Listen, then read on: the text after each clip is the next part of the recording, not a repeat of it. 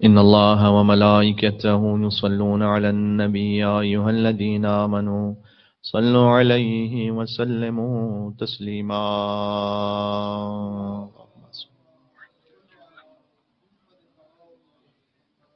دعا امام زمانہ علیہ السلام. بسم اللہ الرحمن الرحیم. اللہم کن لولیک الحجة ابن الحسن صلواتک علیہ وعلى آبائه في هذه الساعة وفي كل الساعة وليا وحافظا وقائدا وناصرا ودليلا وعينا حتى تسكنه أرضك توعا وتمتعه فيها طويلا. اللهم صل على محمد.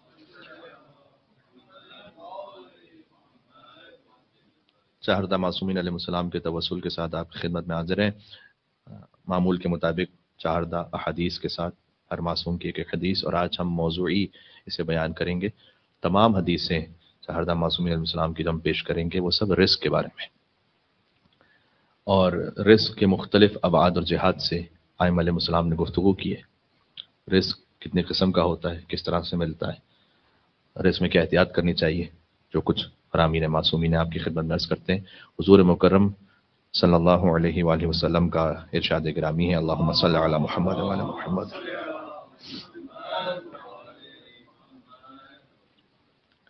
ایک عجیب فقرہ ارشاد فرمایا کہ انسان کے یقین کی کمزوری ہے یہ کہ لوگوں کو خوش کرنے کے لیے اللہ کو ناراض کر دے.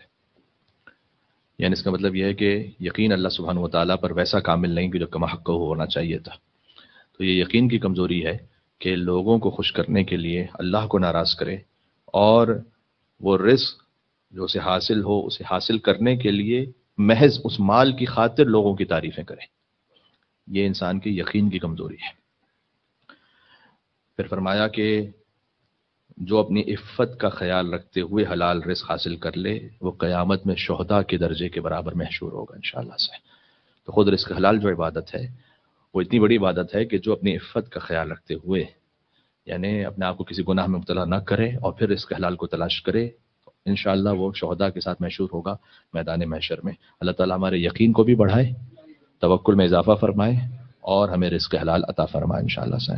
بسم اللہ الرحمن الرحیم. اللہم انی اسألک واتوجہ الیک بنبیک نبی الرحمہ محمد صلی اللہ علیہ وآلہ یا بالقاسم یا رسول اللہ یا امام الرحمہ یا سیدنا و مولانا انا توجہنا واستشفعنا وتوسلنا بك إلى الله وقدمناك بين يدي حاجاتنا يوم جيها عند الله اشفع لنا عند الله. امیر بیان مولانا متقیان علیہ السلام ارشاد فرماتے ہیں کہ دلوں کی نورانیت دراصل ہے ہی لقمہ حلال سے. ہم یہ بعض مرتبہ سمجھ بیٹھے ہیں کہ ہم لمبے لمبے وظیفے پڑھیں گے اور کچھ بہت لمبی لمبی دعائیں پڑھیں گے تو اس سے ہمیں کوئی دلوں کی نورانیت ملنے والی ہے. وہ بہت بعد کا مرحلہ ہے. پہلی بات تو یہ ہے کہ وہ حاصل کریں جو خود اپنا ہے، حلال کا ہے، غصب نہ کریں. کبھی وراثت میں غصب ہوتا ہے، کبھی تقسیم میں غصب ہوتا ہے، شوہر زوجہ کے درمیان ہوتا ہے، اور معاملات میں ہوتا ہے، جیسے کہ یہاں پر بہت سارے معاملات میں کامن ہے. طلاق کے مسئلے پر ہوتا ہے، وہ حق جو ہمارا نہیں ہے اگر ہم نے لے لیا اس کے بعد آپ لاکھ مجلسیں گھر پہ کرتے رہیے وہ نورانیت حاصل ہو ہی نہیں سکتی. جب تک کہ لقمہ حلال نہ ہو تو لقمہ حلال ہی سے دلوں کی نورانیت حاصل ہوگی. پھر امام علی علیہ السلام نے فرمایا کہ تم پر فرض ہے کہ رزق حلال کی کوشش کرو اور اپنے اہل و عیال کے ساتھ نیک سلوک کرو اس رزق کے ذریعے سے. یعنی یہ ذمہ داری مرد پر، نان نفقہ واجب ہے مرد پر. تم پر فرض ہے کہ اس بات کی کوشش کرو اور خود یہ کوشش کرنا ہی نیک سلوک کرنا ہے اہل و عیال کے ساتھ. امیر المومنین علی بن ابی طالب علیہ السلام کے مطابق مل کے صلوات بے دینا میں حیدر کرار مولا علی علیہ السلام. اللہم صلی علی محمد وعلی محمد. آئیے توسل کرتے ہیں. بسم اللہ الرحمن الرحیم. یا ابا الحسن یا امیر المؤمنین یا علی ابن ابی طالب یا حجت اللہ علی خلق یا سیدنا و مولانا إنا توجهنا واستشفعنا وتوسلنا بك إلى الله وقدمناك بين يدي حاجاتنا يا وجيها عند الله اشفع لنا عند اللہ. ام الائمہ بی بی فاطمہ الزہرا سلام اللہ علیہا نے ارشاد فرمایا، رزق کے بارے میں بی بی نے خطبہ فدق میں بھی گفتگو کی ہے، اس طرح سے کہ بی بی نے فرمایا کہ اللہ سبحانہ و تعالیٰ نے ایمان کو شرک کی نجاست سے بچنے کا ذریعہ قرار دیا. ایمان لے کر آئیے تاکہ شرک کی نجاست سے بچیے. پھر فرمایا کہ نماز پڑھنے کو تکبر سے بچنے کا ذریعہ قرار دیا. یعنی کہ کوئی نماز بھی پڑھا متکبر بھی ہے، اس کا مطلب ہے کہ روح نماز تک نہیں پہنچا، ورنہ تکبر سے بچ چکا ہوتا. جو خطبہ فدقیہ میں بی بی فاطمہ الزہرا سلام اللہ علیہ نے ارشاد فرمایا، یہ نماز تکبر کو دور کر دیتی. اور پھر فرمایا زکوٰۃ کی ادائیگی کو تمہارے نفس کی پاکیزگی اور رزق کی وسعت کا ذریعہ قرار دیا. یعنی ہر مالی واجب کہ جو آپ پر ہے، جب اللہ سبحانہ و تعالیٰ کی راہ میں آپ خرچ کرتے ہیں تو ایک تو نفس پاک، نفس کی کلینزنگ ہے، تزکیہ نفس کا لفظ استعمال کیا سیدہ سلام اللہ علیہ نے، اور رزق کی پاکیزگی اور رزق میں وسعت. اسی لیے آپ دیکھیں معمولاً آپ یہ کہتے ہوئے پائیں گے ہر وہ کہ جو خمس پابندی سے ادا کرنے والا ہے اس کے مال میں ہمیشہ برکت ہی رہے گی. آپ معمولاً دیکھیں گے کیونکہ مال میں کمی نہیں ہوتی، یعنی اتنا حلال سے اسے مل ہی جاتا ہے کہ وہ اطمینان سے اپنے اہل و عیال کے ساتھ گزارا کر سکے. تو جو حق زہرا کو ادا کرے گا تو زہرا سلام اللہ علیہ بھی اسے دنیا اور آخرت میں نوازیں گی انشاءاللہ سے. سبحان اللہ. یا فاطمة الزہراء یا بنت محمد یا قرۃ عین الرسول یا سیدتنا و مولاتنا انا توجہنا واستشفعنا وتوسلنا بك إلى الله وقدمناك بين يدي حاجاتنا يا وجيها عند الله اشفع لنا عند الله. جو گفتگو سے بالکل مربوط بات میں پیش کرتا ہوں امام حسن علیہ السلام کی حدیث میں، رزق کی تلاش میں ہمیشہ تین چیزوں سے بچیں، ایک تکبر سے بچیں، ایک حرص سے بچیں، ایک حسد سے بچیں.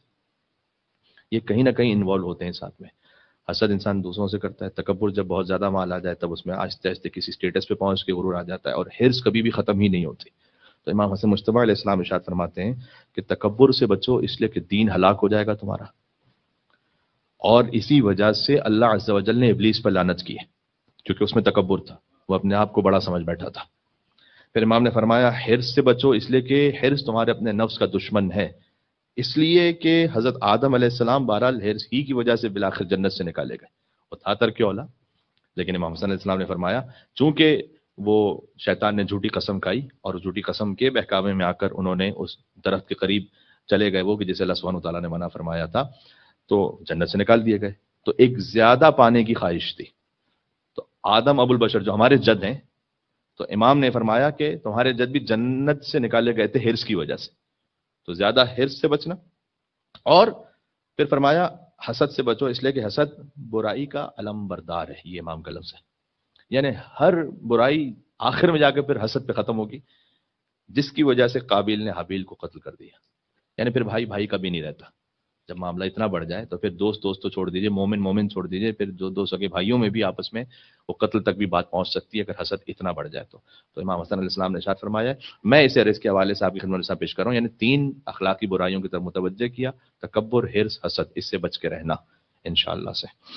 یا ابا محمد یا حسن ابن علی ایھا المجتبی یا ابن رسول اللہ یا حجت اللہ علی خلق یا سیدنا و مولانا انا توجہنا واستشفعنا وتوسلنا بك إلى الله وقدمناك بين يدي حاجاتنا يا وجيها عند الله اشفع لنا عند الله.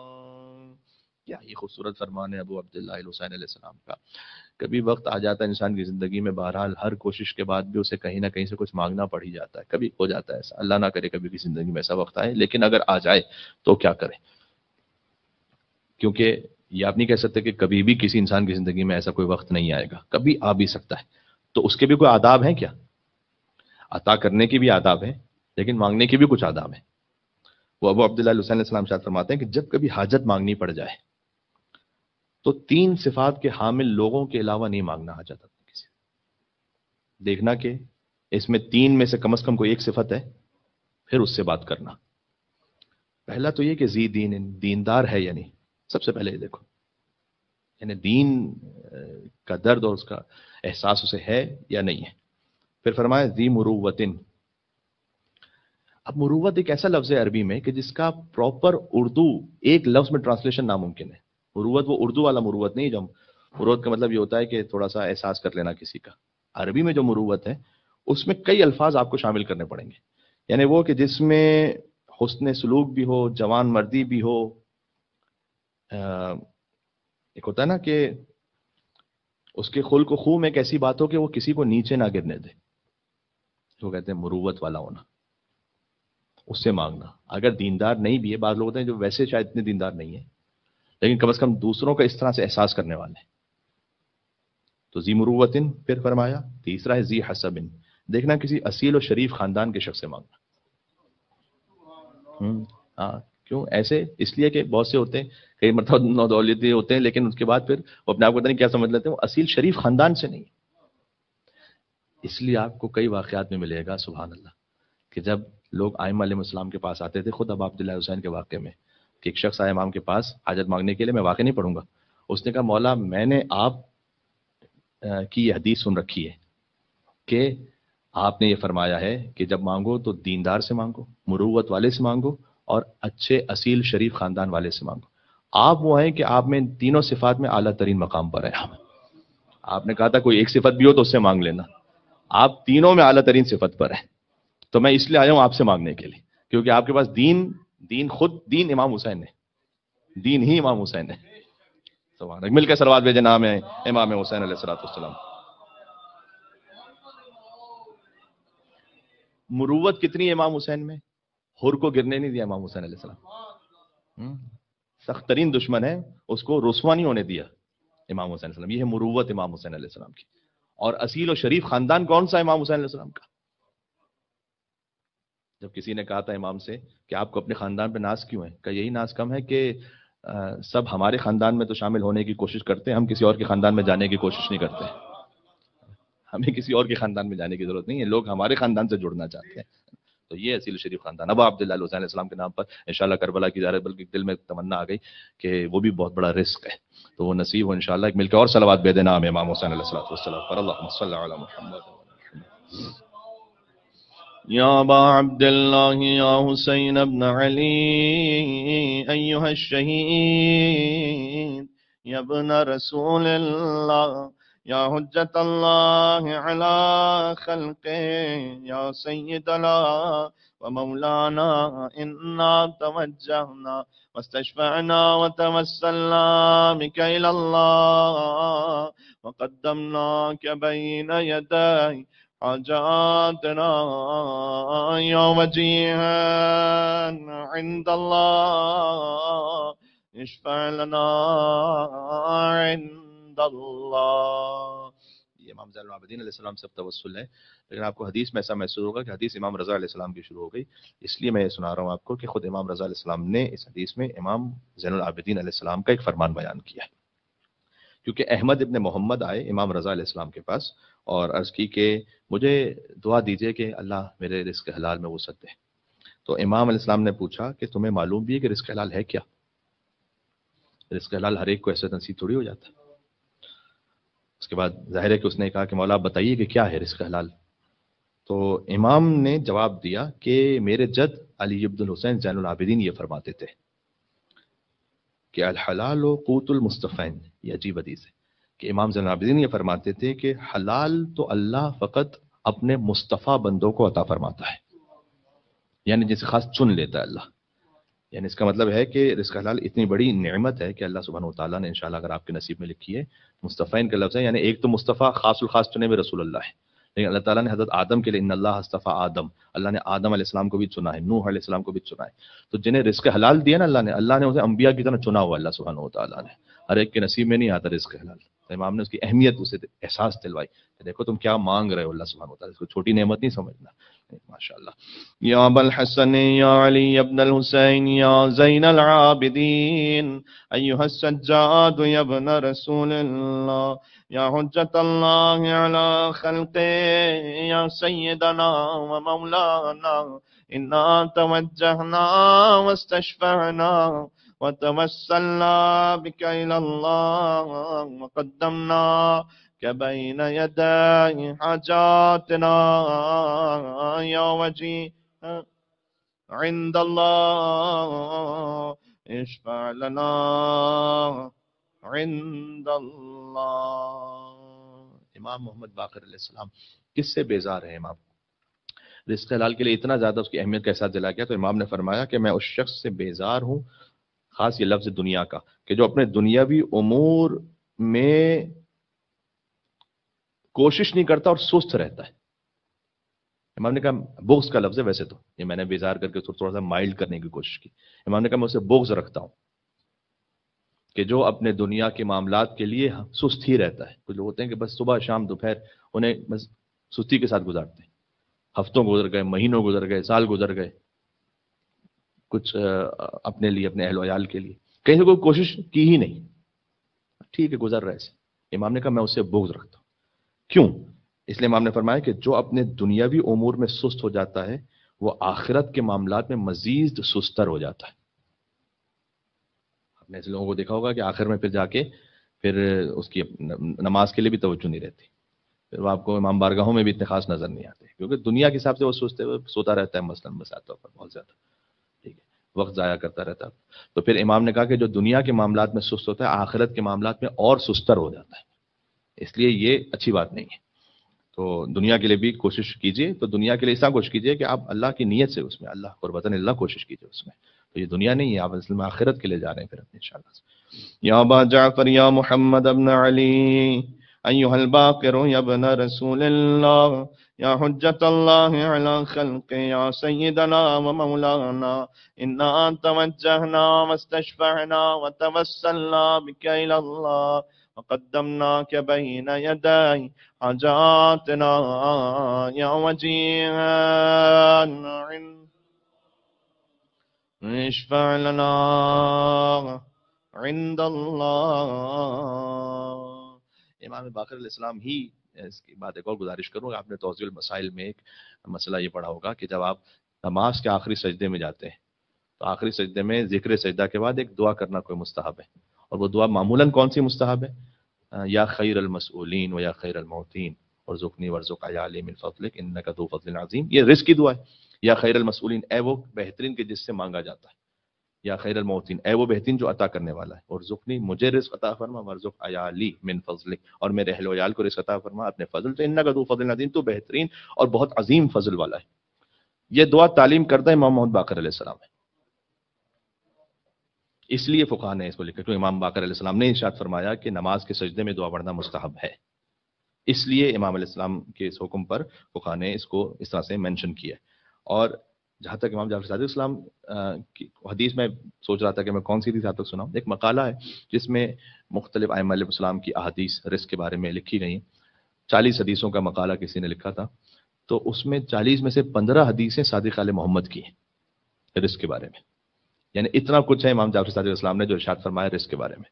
اب آپ خود سوچئے گا کہ نماز عشاء کے بعد کی جو دعا ہے اللہم انہ لیس لی علم بموضع رزقی، یہ تعلیم کردہ امام جعفر صادق علیہ السلام جو پوری دعا ہی رزق کے بارے میں. اللہ اکبر. تو امام علیہ السلام نے اب ایک حدیث میں سے منتخب کر کے آپ کو سنا دیتا ہوں. امام نے فرمایا کہ جو رزق تلاش کرے اپنا حلال سے کوشش کرے اور خستہ ہو کر رات میں سو جائے. آپ صبح سے شام تک کہیں بھی محنت کرتے ہیں تو رات میں آ کے ظاہر سی بات ہے خستگی ہوتی ہے آپ کو، آپ سو جاتے ہیں. لیکن چونکہ وہ رزق حلال دن بھر کی کوشش میں آپ پھر اس کے بعد جا کے خستہ ہو کر سوتے ہیں، وہ یقین رکھے کہ اس نے اپنی پوری رات گناہوں کی مغفرت کے ساتھ گزاری ہے. یہ صادق آل محمد امام جعفر صادق علیہ السلام نے ارشاد فرمایا ہے. سبحان اللہ. گناہوں کی مغفرت فقط گال پہ زور زور ہاتھ مار لینے سے نہیں، گناہوں کی مغفرت چیخ چیخ کر یا اللہ کہہ دینے سے نہیں. گناہوں کی مغفرت امام جعفر صادق السلام نے اس حدیث میں فرمایا بہت سارے اس کے اسباب ہیں. ان میں سے ایک یہ ہے کہ جس نے دن اپنا رزق حلال کی طلب میں گزارا خستہ ہو کے رات میں سو گیا, وہ یقین رکھے کہ اس نے مغفرت کے ساتھ رات گزاری ہے. سبحان اللہ. یہ ہے ذکر عملی. ایک ہوتا ہے ذکر لفظی, ایک ہے ذکر عملی. امام ذکر عملی بتا رہے ہیں یہاں پر. یا ابا عبد اللہ یا جعفر ابن محمد ایھا الصادق یا ابن رسول اللہ یا حجت اللہ علی خلق یا سیدنا ومولانا انا توجہنا واستشفعنا وتوسلنا بک الی اللہ وقدمناک بین یدی حاجاتنا یوم جیان عند اللہ اشفع لنا عند اللہ. مولا باب الحوائج امام موسیٰ کاظم السلام کے نام پر ایک صلوات بھیجے گا وسعت رزق کے لیے انشاءاللہ سے. اللہم صلی علی محمد وعلی محمد. امام فرماتے ہیں راہ خدا میں مجاہد کی طرح ہے وہ شخص جو اپنے اور اپنے اہل و عیال کے لیے رزق کی کوشش کرتا ہے. مجاہد فی سبیل اللہ ہے انشاءاللہ سے. یا ابا ابراہیم یا ابا الحسن یا موسیٰ ابن جعفر ایھا الکاظم یا ابن رسول اللہ یا حجت اللہ علی خلق یا سیدنا ومولانا انا توجہنا واستشفعنا وتوسلنا بک الی اللہ وقدمناک بین یدی حاجاتنا یوم جیان عند اللہ اشفع لنا عند اللہ. شہنشاہ خراسان علی ابن موسیٰ رضا علیہ السلام نے ایک حدیث ارشاد فرمائی بہترین وسیلہ رزق کیا ہے. سوال. امام نے فرمایا بہترین معاش اس کا ہے جس کے اپنے معاش کے ساتھ دوسروں کا معاش بھی پورا ہو جاتا ہے. کتنا خوبصورت جملہ ہے امام کا. 3 مرتبہ معاش کا لفظ ہے اس میں. بہترین معاش اس کا ہے جس کے اپنے معاش کے ساتھ دوسروں کا معاش بھی وابستہ ہے, پورا ہو جاتا ہے. اس خاطر ہے کہ تجارت کی اتنی زیادہ اہمیت ہے کہ جب آپ تجارت کر رہے ہوتے ہیں تو کچھ اور لوگ بھی ہو جاتے ہیں کہ جن کا معاش آپ کے معاش کے ساتھ وابستہ ہو جاتا ہے. جب آپ نے رزق میں وسعت کے لیے دعا کرتے ہیں کوشش کرتے ہیں تو خود بخود آپ کے رزق کے ساتھ دوسروں کا رزق وابستہ ہو جاتا ہے. تو یہ بہترین معاش ہے. اگر کوئی اس مقام تک پہنچ سکے تو اسے ضرور کوشش کرنی چاہیے. یا ابا الحسن یا علی ابن موسیٰ ایھا الرضا یا ابن رسول اللہ یا حجت اللہ علی خلق یا سیدنا ومولانا انا توجہنا واستشفعنا وتوسلنا بک الی اللہ وقدمناک بین یدی حاجاتنا یوم جیان عند اللہ اشفع لنا عند اللہ. امام محمد تقی الجواد علیہ السلام کا تو ہے ہی وسیلہ وسعت رزق کے لیے, تمام دنیاوی حاجات کے لیے بے انتہا مجرب ہے. قرض کی ادائیگی کے لیے, گھر کے کسی معاملے کی کوئی بھی دنیاوی حاجت ہے اس کے لیے امام محمد تقی الجواد علیہ السلام کے وسیلے کی بے انتہا تاکید ہے. امام نے فرمایا ہے کہ کسی بھی نعمت پر شکر نہ کرنے والا وہ ویسا ہے کہ جیسے گناہ کے بعد توبہ نہ کرنے والا ہو. جب اللہ نے آپ کو کوئی نعمت دی آپ نے شکر نہیں کیا, اس کا مطلب ہے کہ جیسا گناہ ہوا کوئی جس کی توبہ نہیں کی, یعنی اتنا سنگین کام ہے. تو ائمہ علیہ السلام کے واقعات میں تو کثرت کے ساتھ ہے. ہمارے شاید حالات میں اس طرح سے پتہ نہیں کتنا ممکن ہو سکے, لیکن اس کو آپ سن لیجئے کہ جب بھی کبھی کوئی ایک اچانک نعمت یاد آتی ہے, ہر وقت انسان نعمتوں میں, لیکن خاص اسپیسیفک نعمت کبھی آپ کو یاد آ جاتی ہے, وہ کتنا اچھا ہو گیا تھا, وہاں سے میں بچ نکلا تھا, وہاں سے غیر متوقع رزق مل گیا. اچانک اگر کوئی خاص نعمت جیسے ہی یاد آتی فوراً اپنی سواری پر وہ سواری روک کر شکر کا سجدہ کرتے تھے. یہ امام جعفر صادق اسلام کے واقعات میں ہے کہ امام سواری پہ جا رہے تھے, اچانک سواری روکی امام نے. بہرحال اس وقت ظاہر ہے کہ اونٹوں پر یا گھوڑوں پر جس طرح سے بھی سفر ہوتا تھا سواری روک کر سجدہ کیا. تو امام ایک صحابی نے پوچھا کہ مولا یہ راستے میں ایک دم آپ نے سواری روک کے سجدہ کیوں کیا؟ خاص ایک نعمت کو یاد کیا میں نے, اور خاص ایک نعمت یاد آئی. اور پھر امام اسلام اس طرح سجدہ کرتے ہوئے کہتے تھے کہ الحمدللہ کما ہوا اہلو, حمد اس پروردگار کی اتنی حمد اور ایسی حمد جس کا وہ اہل ہے, اس سے بہتر حمد ہو نہیں سکتی. تو امام اسلام نے فرمایا کہ اگر کوئی یہ کہہ دے کہ الحمدللہ کما ہوا اہلو تو فرشتے اس کا ثواب لکھنے سے عاجز ہو جاتے ہیں. انہیں پتہ ہی نہیں کہ اللہ سبحانہ وتعالیٰ کی کس قدر حمد ہے, تو کیا ثواب لکھیں. تو اللہ عز و جل نے حکم دیتا ہے کہ یہ مومن نے جو حمد کی ہے یہی حمد لکھ دو اس کے نامہ اعمال میں. اب میں قیامت میں اس کو اتنا اجر دوں گا جس کا میں اہل ہوں, کیونکہ اس نے یہ کہا ہے کہ حمد اس پروردگار کی اتنی حمد کہ جتنا وہ اہل ہے. اب یہ کوئی نہیں جانتا کہ وہ کتنا اہل ہے، اس لیے کہ وہ لا محدود ہے، اس کی کوئی لمٹ ہی نہیں ہے. سبحان اللہ. امام تقی الجواد علیہ السلام کا وسیلہ تمام حاجات کی برابری کے لیے، جن جن نے التماس سے دعا کا ہم سے، ہم سب کے لیے انشاءاللہ. یا ابا جعفر یا محمد ابن علی ایھا التقی الجواد یا ابن رسول اللہ یا حجت اللہ علی خلق یا سیدنا ومولانا انا توجہنا واستشفعنا وتوسلنا بک الی اللہ وقدمناك بين يدي حاجاتنا يا وجيها عند الله اشفع لنا عند الله. امام علی النقی الہادی علیہ السلام نے ایک حدیث ایسی ارشاد فرمائی کہ جس میں دو خواہشات کا بیان ہے. جب بھی کوئی نعمت انسان کو ملتی ہے، ایک خواہش ہوتی ہے کہ یہ باقی رہے، دوسری خواہش ہوتی ہے کہ اس میں اضافہ ہوتا رہے. امام نے کہا جو نعمت ملے اگر باقی رکھنا چاہتے ہو اس نعمت کو حسن سلوک کے ساتھ حلال میں استعمال کرو، اور اگر اضافہ چاہتے ہو تو اسی نعمت پر شکر کرتے رہو اللہ سبحانہ و تعالیٰ کا. یہ دو باتیں ایسی ہیں کہ نعمت باقی بھی رہے گی، اللہ نعمت بڑھاتا بھی جائے گا انشاءاللہ سے. حسن سلوک یعنی اس نعمت کو اس کا حق ادا کرو، یعنی اس کو بے دریغ بیجا استعمال نہ کرو، ہے نا، بے دردی سے استعمال نہ کرو. تو اس نعمت کو حسن سلوک کے ساتھ حلال میں استعمال کرو، یہ امام اسلام نے ارشاد فرمایا، اور پھر شکر ادا کرو. نعمت باقی رکھے گا اللہ، شکر کی وجہ سے اضافہ فرمائے گا. یا ابا الحسن یا علی ابن محمد ایھا الہادی النقی یا ابن رسول اللہ یا حجت اللہ علی خلق یا سیدنا ومولانا انا توجہنا واستشفعنا وتوسلنا بک الی اللہ وقدمناک بین یدی حاجاتنا یا وجیہا عند اللہ اشفع لنا عند اللہ. امام حسن عسکری علیہ السلام نے ارشاد فرمایا جس رزق کی اللہ نے ضمانت دی ہوئی ہے، اللہ نے اس کا ذمہ لیا ہے، وہ تمہیں اس عمل سے نہ روک دے جسے اللہ نے فرض کیا ہے. بڑی گہرائی ہے اس میں. یعنی مثال کے طور پر اب بہت سارے معاملات یہاں پر، میں نہیں کہتا کہ کوئی جان بوجھ کے کرتا ہے، لیکن بعض اوقات کیئرلیسنس بھی ہوتی ہے. مثلا کسی کو شراب سرو کرنا حرام ہے، ٹھیک ہے. مثال کے طور پر کسی ایسی جگہ کام کرنا کہ جہاں پر کسی بھی طریقے سے نماز کے لیے کوئی گنجائش ہی نہ نکل پائے، یہ صحیح نہیں ہے. تو بڑے بعض لوگ کیجولی کہہ دیتے ہیں کہ ہم وہ بعد میں قضا کر کے پڑھ لیتے ہیں. قضا کر کے پڑھنے کی کوئی شریعت نے اجازت نہیں دی ہوئی کہ آپ ٹھیک ہے نہ پڑھ سکیں تو قضا کر کے، آپشن 2 نہیں دیا ہوا یہاں پر. یہ ایک ہی آپشن ہے کہ ادا ہی پڑھنی. لیکن یہ کہ اگر کوئی جرم کرتے ہوئے گناہ کرتے ہوئے نہ پڑھے تو اس کے لیے اللہ سبحانہ وتعالیٰ نے تدارک کا ذریعہ رکھا ہوا ہے، ٹھیک ہے.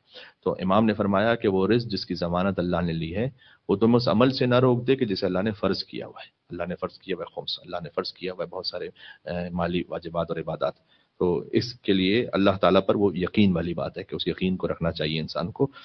یا ابا محمد یا حسن ابن علی ایھا الزکی العسکری یا ابن رسول اللہ یا حجت اللہ علی خلق یا سیدنا ومولانا انا توجہنا واستشفعنا وتوسلنا بک الی اللہ وقدمناک بین یدی حاجاتنا یا وجیہا عند اللہ اشفع لنا عند اللہ. بہت ہی لطیف حدیث ہے حضرت حجت علیہ السلام کی. وہ جنت کے بارے میں، جنت میں تو سب سے بڑا رزق ہے اللہ کا جنت، اور اولاد اللہ کے رزق کی کیفیت میں سے ایک کیفیت اولاد ہے. جنت میں اگر کسی کو اولاد چاہیے، اس لیے کہ جنت میں جو خواہش وہ کرے گا پوری ہو جائے گی، ایسا ہے نا احادیث میں. تو جنت میں اولاد کیسے اسے نصیب ہوگی، اور رزق کیسے ملے گا اسے؟ امام علیہ السلام نے فرمایا جنت میں حمل کی کوئی تکلیف ہے نہیں، اور ولادت کے وقت کی بھی جو تکلیف اور کیفیت ہوتی ہے وہ بھی نہیں. تو اگر ہمارا کوئی چاہنے والا جنت میں اولاد کی خواہش کرے گا تو اللہ سبحانہ و تعالی جیسی وہ صورت کی خواہش کرے گا اور جیسی وہ سیرت کی خواہش کرے گا اس کے لیے ویسے ہی اولاد خلق کر دے گا جیسے اللہ سبحانہ و تعالیٰ نے آدم علیہ السلام کو خلق فرمایا تھا، بغیر حمل کے، بغیر ولادت کی ساری کیفیت کے. یعنی میں اس حدیث کو پڑھنے کے بعد سوچ رہا تھا کہ ایک مومن جنت میں اہل بیت علیہ السلام کے وسیلے سے کس مقام تک پہنچ جائے گا کہ وہ خواہش کرے گا تو اللہ آدم علیہ السلام کی طرح خلق کرتا رہے گا اس کے لیے بچوں کو، جتنی وہ اولاد چاہے گا. اور یعنی عمل کے بغیر، جیسے اللہ سبحانہ وتعالیٰ نے حضرت آدم علیہ السلام کو خلق کیا تھا بغیر ماں باپ کے، اس عمل کی کیفیت کے بغیر، تو اللہ اسے اولاد عطا کر دے گا بغیر کسی اس قسم کی کیفیت کے. سبحان اللہ.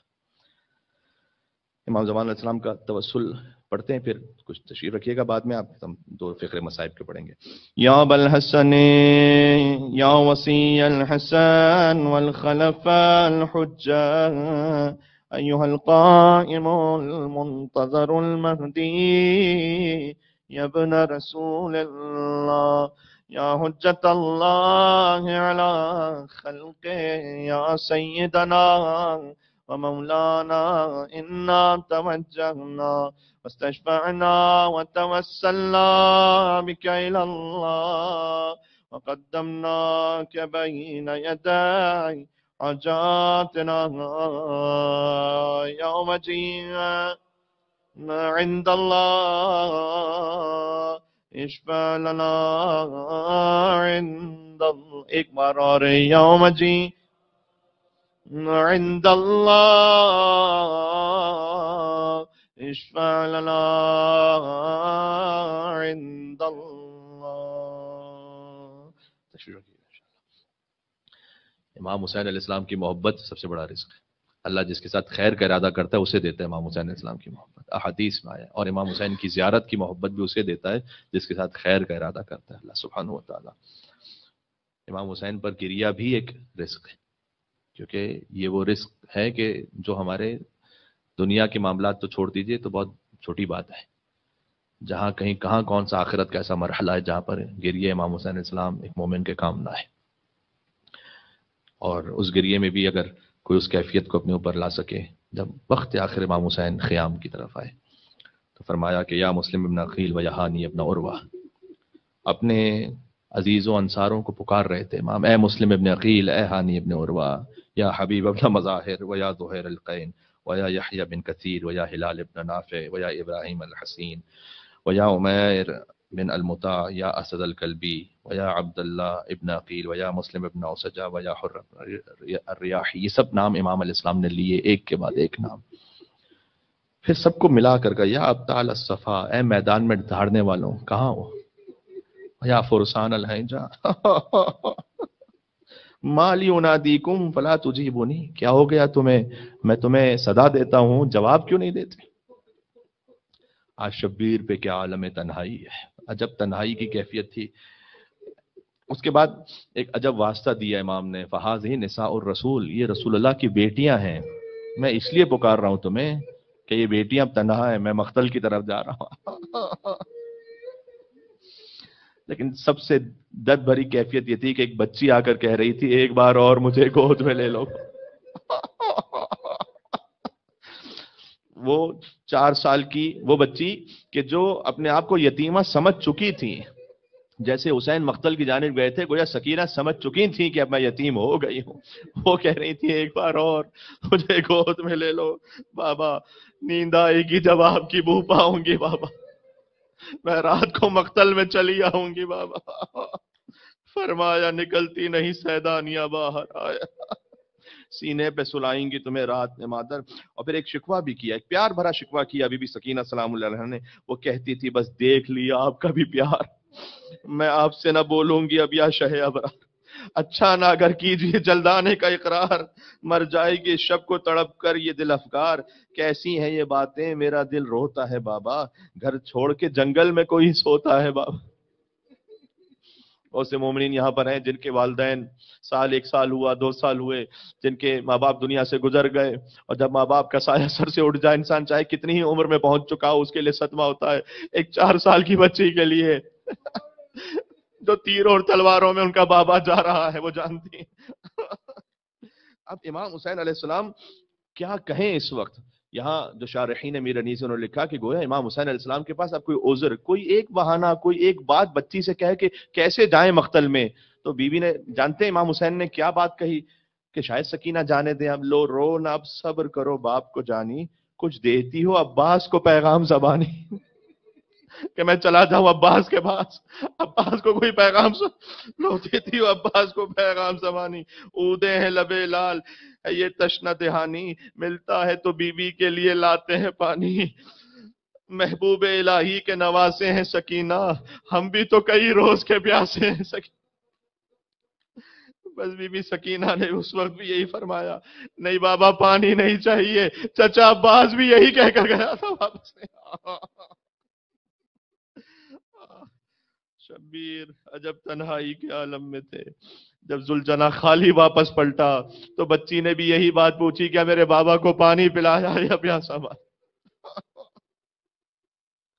اللہ اکبر، پروردگار ان آنسوؤں کو قبول فرما لے، حاجات کو پورا فرما۔ پروردگار یہ جو تو نے امام حسین کے غم میں آنکھوں میں آنسو دیے ہیں، یہ نعمت عظمیٰ ہے، اسے ہمارے وقت آخر تک اور ہماری نسلوں میں اولاد میں جاری و ساری فرما۔ پروردگار قبر میں نور امام حسین علیہ السلام عطا فرما۔ اللہم ارزقنی شفاعت الحسین یوم الورود، جب ہم وارد ہوں، یعنی جب پل صراط سے گزر رہے ہیں اور ہر انسان جہنم سے گزرے گا، بس جسے حسین کی شفاعت مل جائے گی وہ گزرتا ہوا چلا جائے گا۔ اس دعا کا یہ مطلب ہے جو زیارت عاشورہ میں، پروردگار ہم اس یوم الورود پر ہم امام حسین کی شفاعت نصیب فرما۔ اللہم اجعلنی عندک وجیہا بالحسین فی الدنیا والآخرہ، تو دنیا اور آخرت میں ہمیں امام حسین کے ذریعے سے وجاہت اور عزت عطا فرما۔ فرزند حسین کے ظہور میں تعجیل فرما، ہمیں ان کے خادمین ناصرین میں شمار فرما۔ ربنا تقبل منا انک انت السمیع العلیم بجاہ محمد وآلہ الطاہرین۔ اللہم صل علی محمد وآل محمد۔